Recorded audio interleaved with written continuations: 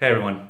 Today I want to talk about mergers and acquisitions, and specifically the impact that software licensing can have on a merger and acquisition.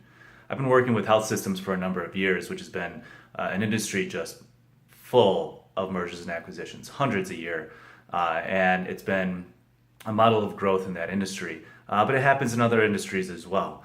And what I've noticed is that software licensing kind of gets set to the side. It's more of an afterthought when it comes to mergers and acquisitions, but I want to convince you that it shouldn't be. So there's a few reasons that come to mind as to why you want to consider your software licensing in a merger and acquisition type of scenario. The first of which is compliance. This is really like a marriage, right? It's a new relationship. It's a new organization, and if one company is out of compliance, especially very non-compliant with any number of vendors, it's like coming into that relationship with heavy debt and never realizing it. That new organization is going to have to pay for that debt.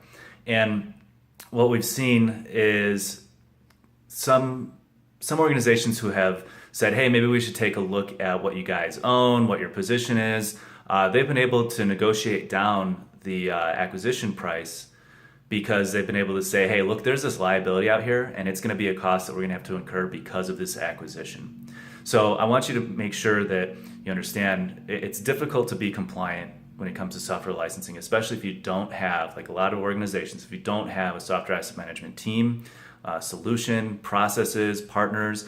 It's very difficult to maintain compliance with these software vendors. So that's one area that you want to watch out for. Another area tied to that is audits.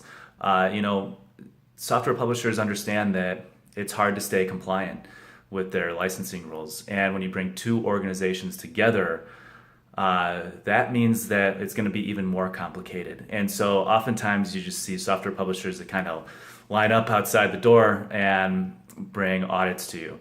Part of that is probably because they might be afraid that you're going to shrink the amount that you pay with them. You're going to maybe eliminate them from your software portfolio. So you need to be prepared to be audited when you have a merger or acquisition that goes on. And next is going to be simple economies of scale. You're a new organization of a bigger size, and you may be able to leverage that for deeper discounts. If you're all using certain types of products, you may be able to go back to that software publisher and say, hey, we're going to be merging, we're going to be acquiring this organization, and so we're going to be a lot larger, and we feel that we may be able to qualify for deeper discounts. So you're going to want to take a look at that. It's something to definitely consider. It could bring your total costs down as a larger organization, which would be a huge plus. Next is competing technologies.